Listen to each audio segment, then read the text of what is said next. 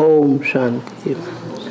आज का रात्रि क्लास है 15 दिसंबर 1968।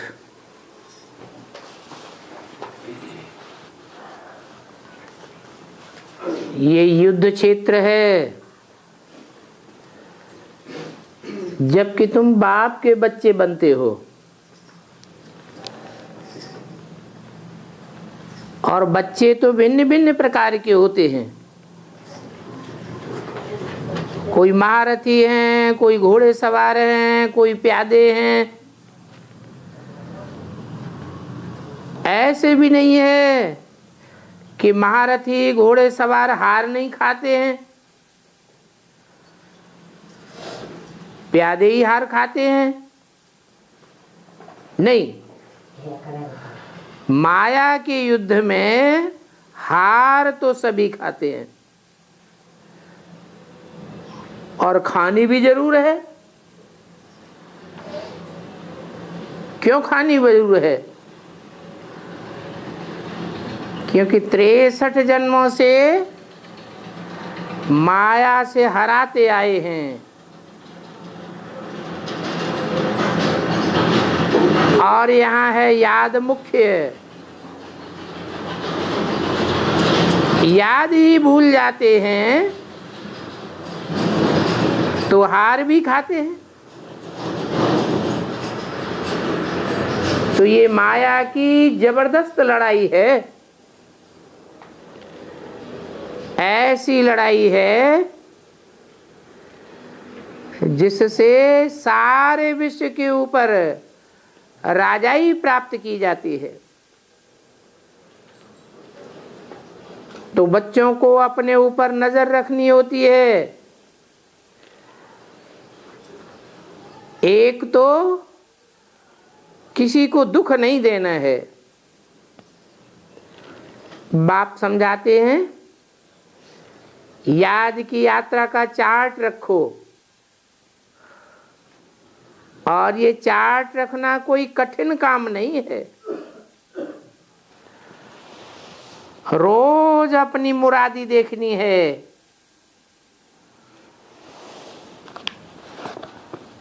दुकानदार होते हैं, रात को अपनी मुरादी देखते हैं ना।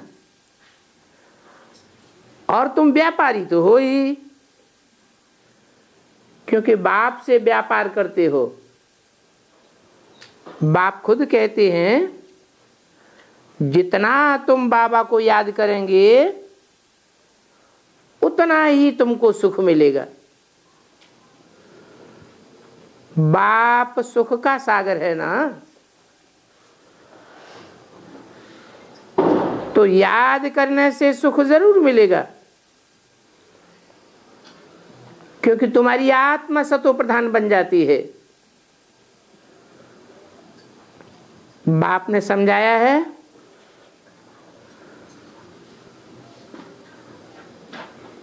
ये तो ठीक है कि सतयुग से सुख भोगते भोगते कुछ न कुछ कला कम होती जाती है। फिर भी अपनी जांच तो करनी है कि हमने कोई को दुख तो नहीं दिया।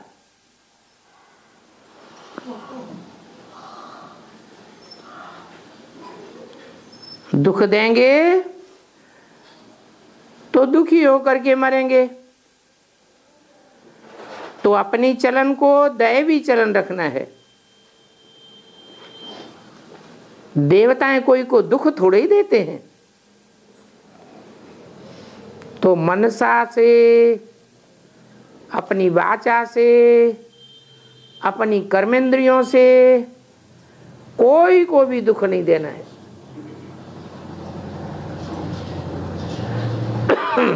वहां नई दुनिया में तो मन के अंदर भी कोई दुख देने की बात नहीं आवेगी। यहां तो पहले मन के अंदर संकल्प चलता है, फिर वाचा में आता है, फिर कर्मेंद्रियों से कर बैठते हैं। तो यहां रोकना होता है, जो फिर स्थायी हो जाता है। बाप तो समझाते हैं क्योंकि वो तो टीचर है। जैसे माँ बाप होते हैं तो बच्चों की संभाल करते हैं, बाप डायरेक्शन देते हैं बच्चों के कल्याण के लिए कि अपने कान पकड़ो। अब हम कभी ऐसा नहीं करेंगे।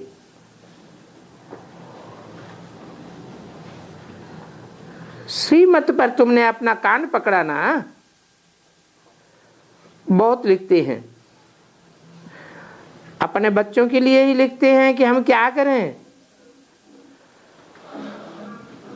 तो बाप समझाते हैं,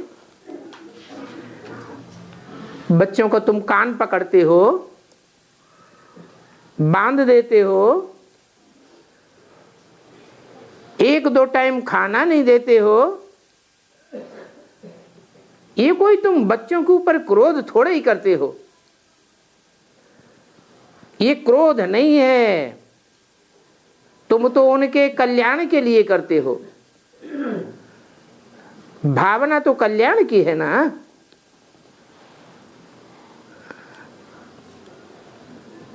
वो भक्ति मार्ग में शास्त्रों में भी कहते हैं, भाव प्रधान विश्व रचि राखा।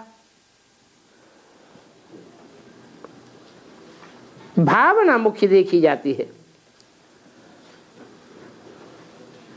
दिखाते हैं कृष्ण को माता ने ओखली से बांधा।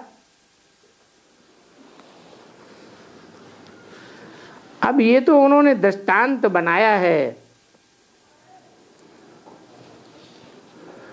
ऐसी कोई बात वहां होती नहीं है जो कृष्ण को बांधा जाए। ये तो अभी संगम की बात है। कृष्ण की आत्मा भी 63 जन्म लेकर के आई है।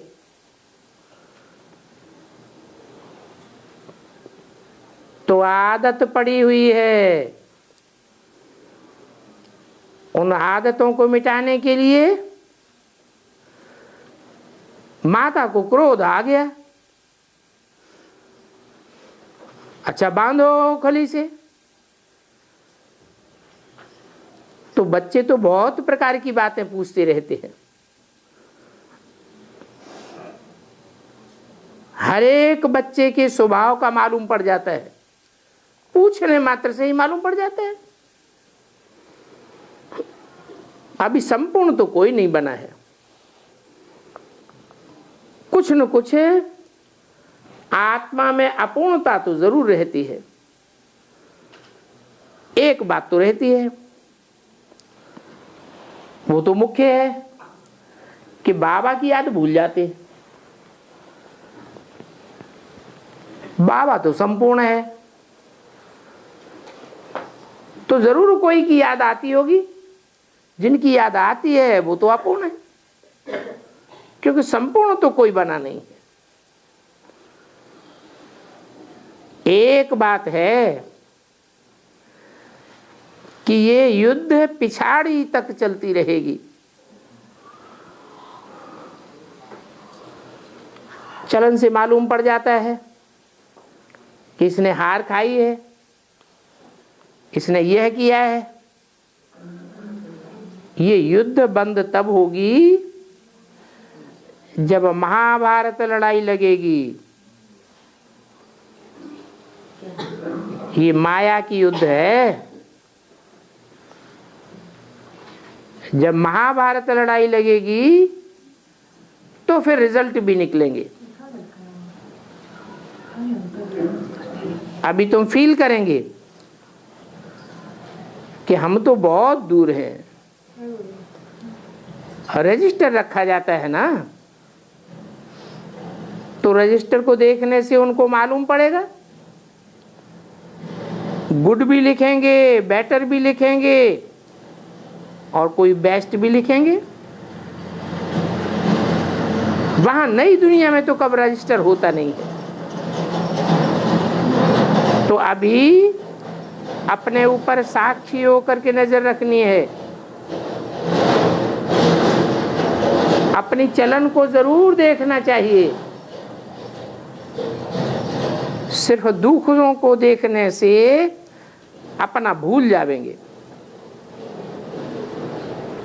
ये परचिंतन हो जाता है। ये परचिंतन ही पतन की जड़ है। बाबा कहते हैं हफ्ते हफ्ते पत्र लिखते रहो,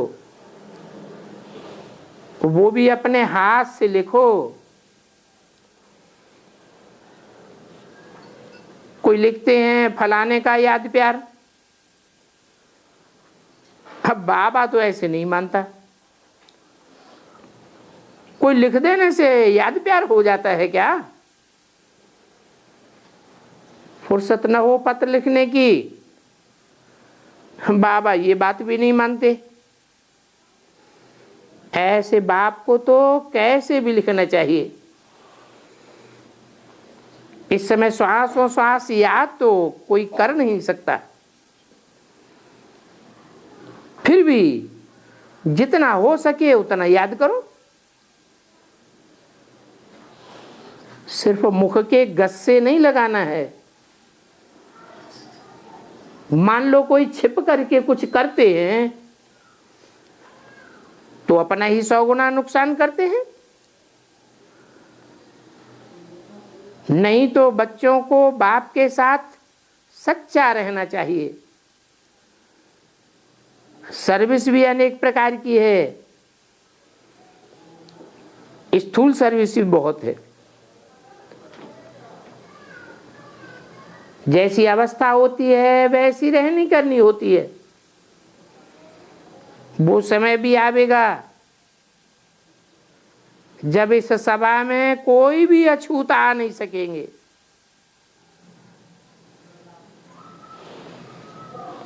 ये देह अभिमान को अछूत कहा जाता है। कितना देह का अहंकार आता है। तुम बच्चों को तो फीलिंग आती है कि संपूर्ण निर्विकारी तो ये देवताएं ही बनते हैं, वहां विकार तो होता ही नहीं है, क्योंकि वहां तो रावण राज्य ही नहीं होता। तो संपूर्ण जरूर बनना पड़े। अपने ऊपर पूरी जांच रखनी होती है कि हम कहां तक अपूर्ण हैं। बाप कहते हैं देह के सभी संबंध त्याग कर अपन को आत्मा समझ बाप को याद करो। पढ़ाई के समय ये टीचर जरूर याद आता है। पढ़ाई से तुम नई दुनिया में ऊंच पद पावेंगे। बाबा जानते हैं कि ये बच्चियां हैं कितनी सर्विस करती हैं, फिर भी हैं तो नंबरवार ना।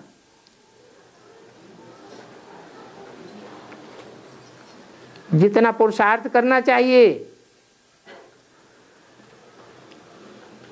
उतना नहीं कर पाती हैं। तुम बच्चे कहां भी सर्विस कर सकते हो, गांवों में जाकर के भी सर्विस कर सकते हो। और सर्विस तो बहुत सहज है। एक ही अक्षर कहना है, मन मना भव। ये तुम्हारा फर्ज है। अभी तुम बच्चों को नॉलेज है, जानते हो माला बननी है। कल्प कल्प बाप आते हैं माला बनाने के लिए। ऐसे ऐसे स्थापना हो जाती है। राजधानी तो बनेगी ना। राजधानी में ऊंच पद वाले भी होंगे, नीच पद वाले भी होंगे। तो माला भी बनती है, फिर प्रजा भी बनती है। प्रजा भी अभी बनती है।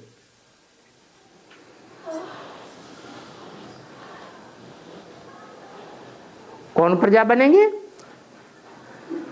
जो संदेश लेकर के चले जाते हैं, पढ़ाई नहीं पढ़ते हैं तो प्रजा में चले जाते हैं।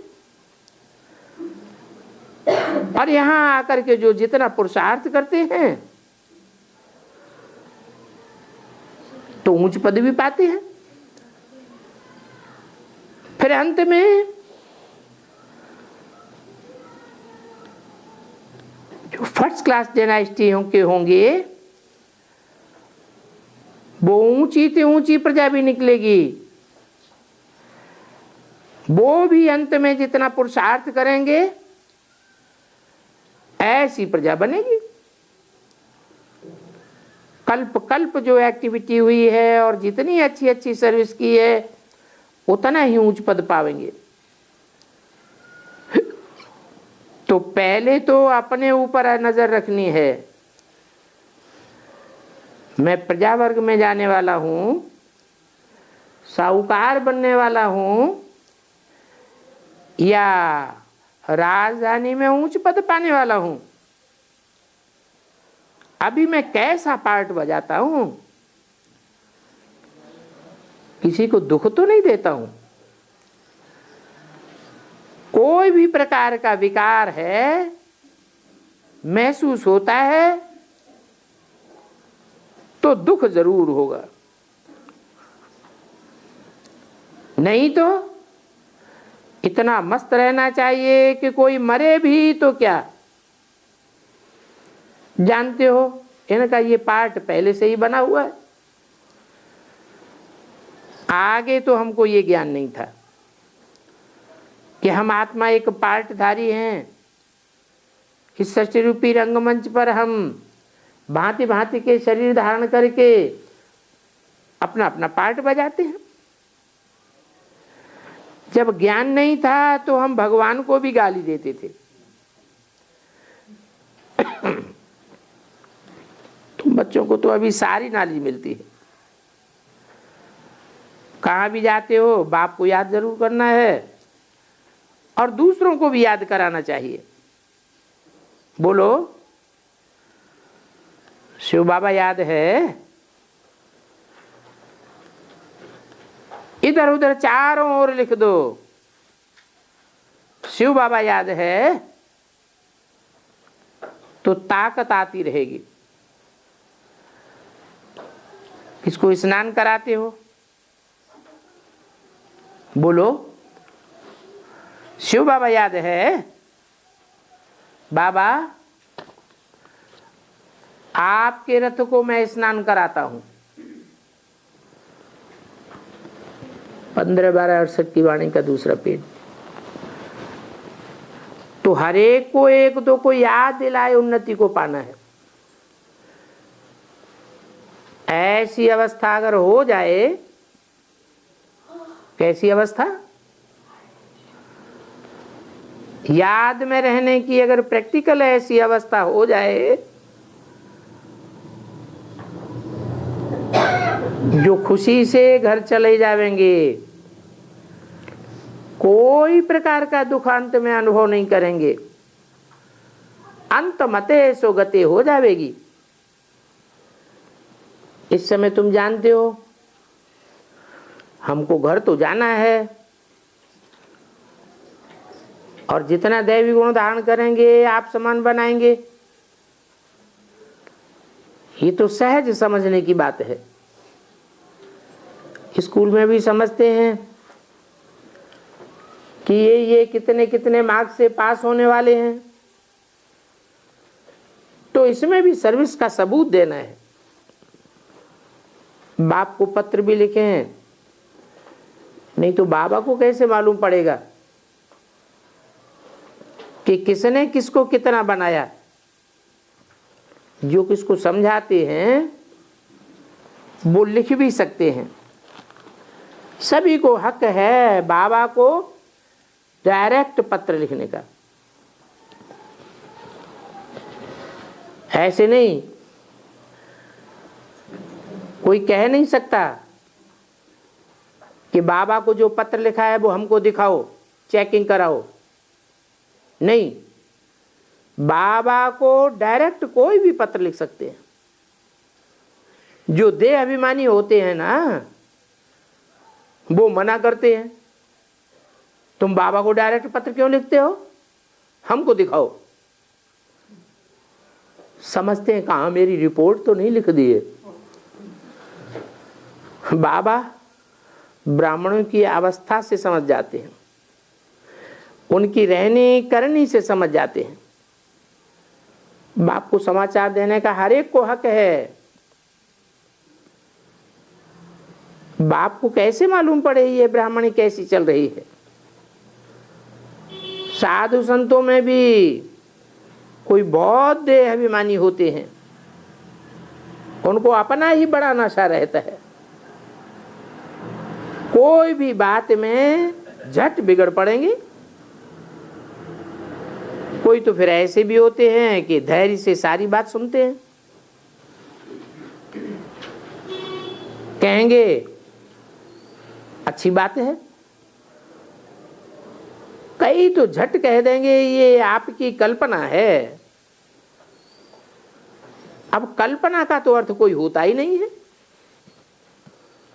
अपना ख्यालात से ये कल्पना बनाई हुई है, उन्हों की ये मत है। तो तुम बच्चों को कोई से जास्ती बात नहीं करनी है। चाहे कोई भी साधु संत सन्यासी आवे,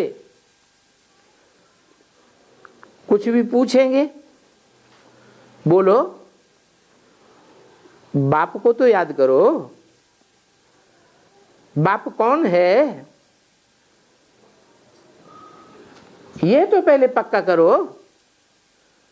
बाप कहते हैं, गीता में भी कहा है ना, माम एकम शरणम व्रज, मुझे एक को याद करो। वो एक कौन है? तुम तो सर्वव्यापी कहते हो। सर्वव्यापी है तो अनेक है या एक हुआ? ये तो अनेकता में बुद्धि बिखराने की बात हो गई।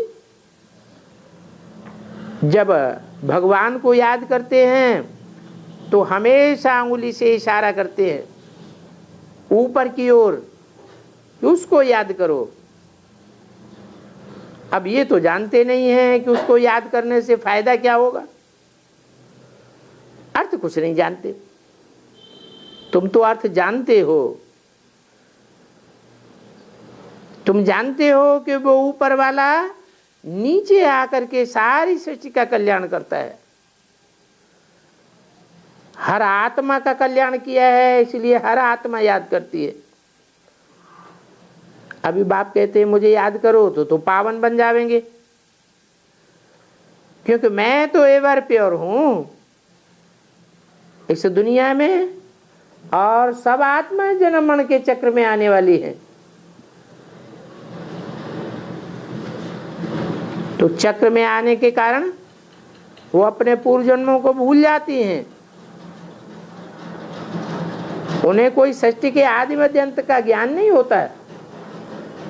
भूलने के कारण बाप को भी भूल जाती है। मैं तो सदैव भूल हूं।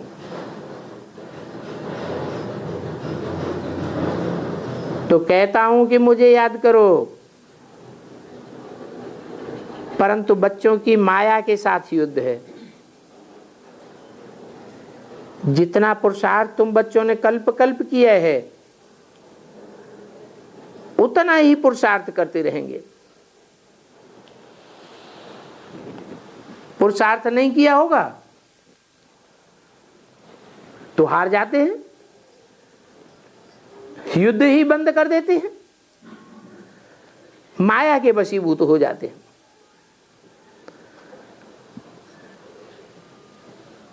भक्ति मार्ग में भक्ति भी खास अमृत वेली करते हैं।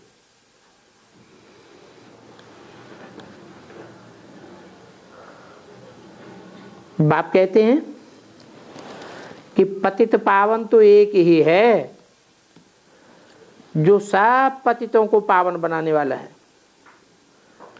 उस एक को याद करो, और तो कोई है नहीं। जो एक पतित पावन है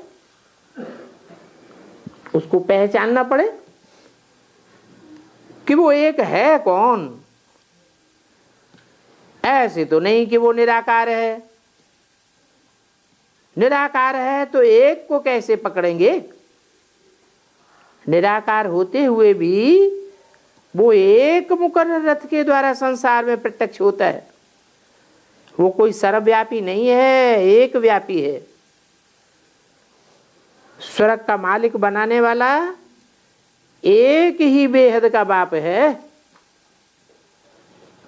बेहद 500 करोड़ को कहा जाता है, अर्थात 500-700 करोड़ जो भी मनुष्य आत्माएं हैं सबको वर्षा देने वाला एक ही बाप है। ये बाप को पहचानने की और बाप से वर्षा लेने की बड़ी बेहद की जबरदस्त लॉटरी है। इसे कम नहीं समझना। अभी तुम बच्चों की बुद्धि में आता है कि कृष्ण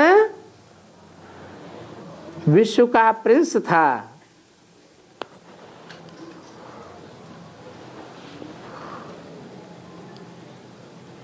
कौन सा कृष्ण? सतयुग का कृष्ण विश्व का प्रिंस था।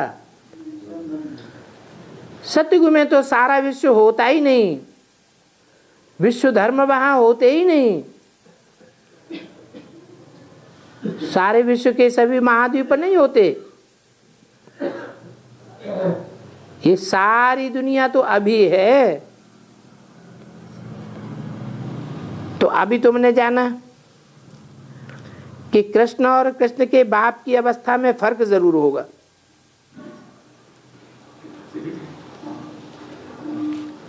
कृष्ण की महिमा है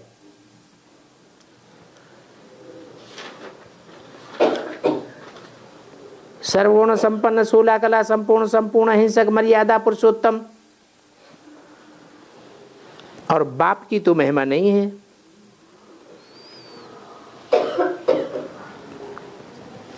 नंदा बाबा की इतनी महिमा है क्या? वसुदेव की इतनी महिमा है क्या? वो कृष्ण तो सतो प्रधान पक्का योगी है। कहता हूं तुम जास्ती याद में रहते हो, परंतु ये भी जानता हूं कि हम दोनों इकट्ठे हैं। ये किसने बोला है? तुम जास्ती याद में रहते हो, ये किसने बोला? अरे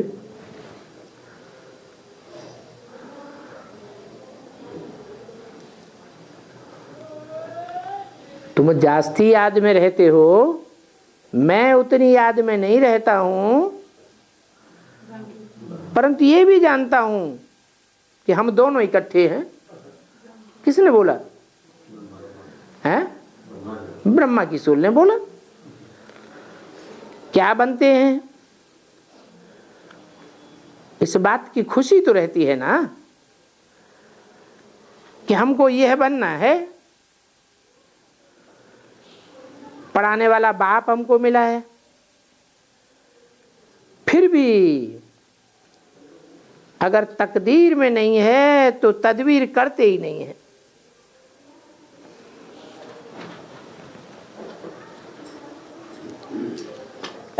तकदीर में नहीं है, क्या तदबीर करने की बात है? क्योंकि माया किसी को थोड़ा जीत लेती है और कोई को बहुत जीत लेती है।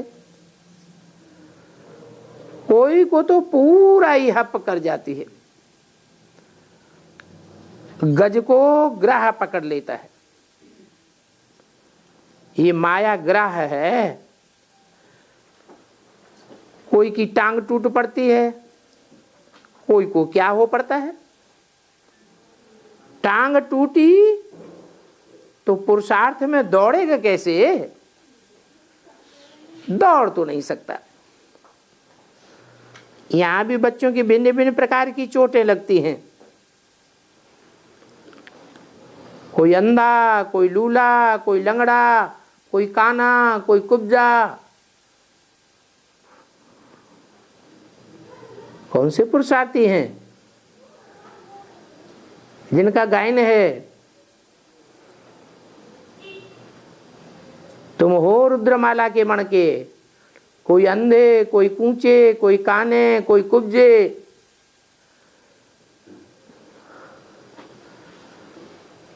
भूलने से कुछ न कुछ उल्टा काम कर लेते हैं तो माया की भारी चोट लग जाती है। कहां भी घूमने जाओ, बाप को याद करते रहो। यहां तो तुमको बहुत फुर्सत है। कहां? मधुबन में जब आते हो तो मधुबन में तो तुमको बहुत फुर्सत है, क्योंकि यहां कोई धंधा आदि तो है नहीं। बाहर की दुनिया में तो धंधा धोरी लगा पड़ा है। यहां तो सभी योगी रहते हैं, तो योग से आत्मा पावन बनती है। कोई भी छीछी याद बुद्धि में नहीं आवे। सुप्रीम शांति, जब सुप्रीम शांति हो जाएगी फिर नाम रखेंगे टावर ऑफ साइलेंस। किसका? किसका नाम रखेंगे? महामधुबन का। कहाँ होगा? अरे जरूर माउंट आबू में ही होगा। जो टावर बनते हैं शहरों शहरों में, टावर होते हैं ना,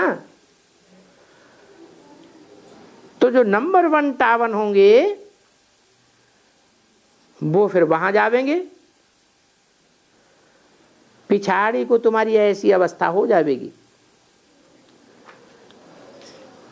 कि तुम नंबर 1 टावर बन जावेंगे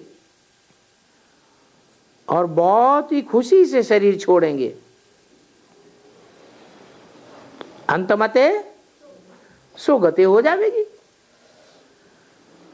कितने होंगे जो खुशी खुशी में ही शरीर छोड़ेंगे, कोई प्रकार का गम उनको आवेगा ही नहीं।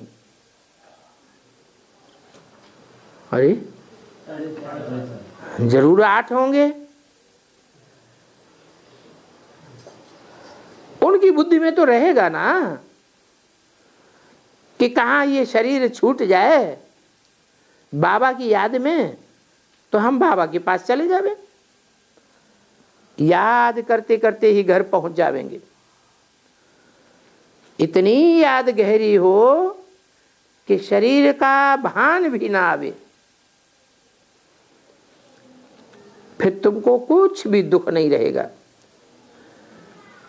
आधा कल्प के लिए दुख खलास।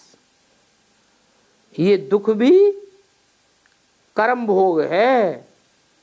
कैसे? कोई दुख आता है तो क्या समझना चाहिए कि हमारे पूर्व जन्मों का कर्मों का हिसाब किताब है। हमने जरूर ऐसे कोई कर्म किए हैं जिसके आधार पर हमको ये दुख मिल रहा है। इसलिए सर्प की खल का मिसाल देते हैं। सर्प देखते हैं कि अब हमारी नई खल तैयार हो गई है तो पुरानी खल को छोड़ देते हैं। पुरानी खल छोड़ने में कोई देरी थोड़ी ही लगती है। तो तुमको ही ऐसे ही होकर के जाना है। एक शरीर छोड़ दूसरा धारण करना है। ये प्रैक्टिस तुमको यहां करनी है। जो ब्रह्मज्ञानी होते हैं वो भी मौत के समय याद में लग जावेंगे, तुम भी याद में रहते हो। ये तुम्हारी सच्ची सच्ची याद की यात्रा है जो बाप सिखलाते हैं। ब्रह्मज्ञानियों को याद की यात्रा कौन सिखलाता है? ब्रह्मज्ञानी किसको भगवान समझते हैं? ब्रह्मज्ञानी ब्रह्म महत तत्व को ज्ञान समझते हैं कि ये भगवान है, परंतु वो तो रहने का स्थान है। ब्रह्मा का बुद्धि रूपी पेट कहो, ब्रह्मलोक कहो, वो तो रहने का स्थान है जहां से आत्माएं आती हैं। अभी तो यात्रा बाप सिखलाते हैं। तो तुमको तो बहुत खुशी होनी चाहिए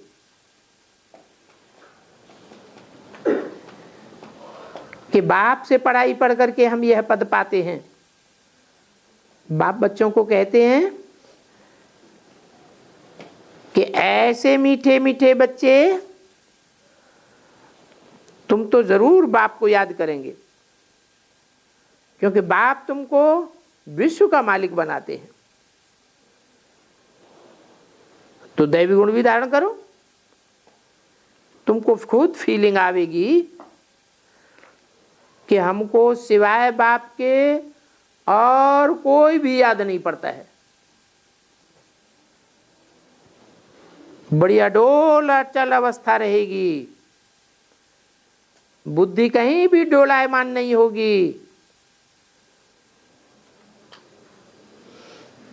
तो देखो, बाप दादा और अनन्य बच्चे, इनको तो कोई भी फिक्र नहीं है।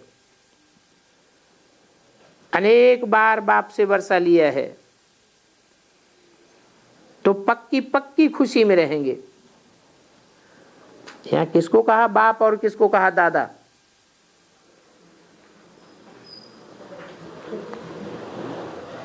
जिनको कोई भी फिक्र नहीं रहेगी,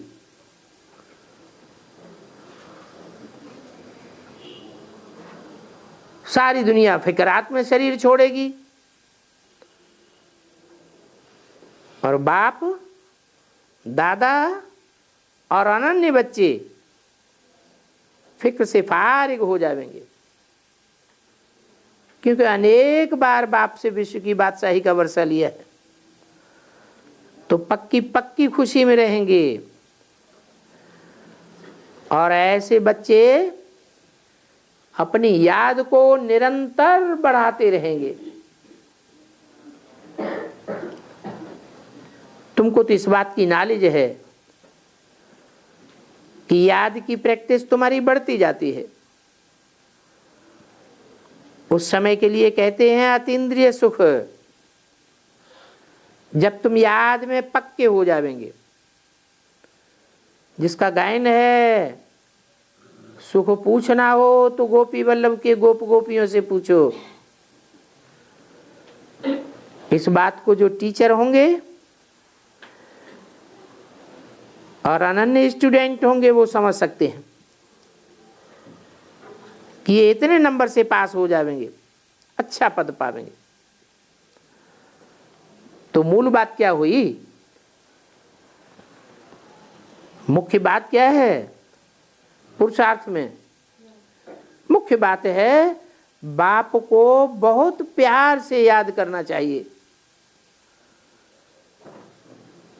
प्रीति बुद्धि गाए हुए हैं, विपरीत बुद्धि क्या गायन है? विनश्यते। तो किसके प्रति प्रीति बुद्धि? सर्वव्यापी के प्रति है? जरूर कोई एक है जिसके प्रति प्रीति बुद्धि साबित होती है, और उसे एक के प्रति विपरीत बुद्धि भी साबित हो जाते हैं। विपरीत बुद्धि के विपरीत संकल्प चलेंगे और प्रीति बुद्धि के कैसे संकल्प चलेंगे? प्यार के, प्रीति के संकल्प चलेंगे। तो कितना फर्क पड़ जाता है पोजीशन में।